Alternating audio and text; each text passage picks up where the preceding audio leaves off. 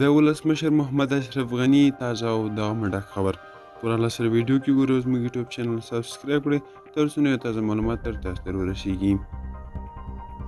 افغان ولسمشر محمد اشرف غني وایي له هیواده وتلو ته اړ شوی، خو په وینا یې د تیښتې او جلا وطنۍ قصد نه لري او هیواد ته د ستنېدو لپاره په سلا مشورو بوخت دی. نوموړي چې متحده عربي اماراتو ته تللی، نن چهارشنبه یې د خپلې رسمي فیسبوک پاڼې له لارې یو ویډیویي پیغام کې وویل له هیواده د وتلو تر مهال یې له طالبانو سره د یو ټول شموله حکومت جوړېدو او د واک سوله ییز لیک د مذاکراتو لپاره کار کوو، خو په وینا یې د یوې دسیسې له کبله اړ کړل شو چې هیواد پرېږدي. دا د ولسمشر محمد اشرف غني تازه او مهم خبر. که غواړئ نور جديد را سره ترلاسه کړئ نو همدا اوس زموږ یوټیوب چینل سبسکرایب کړئ.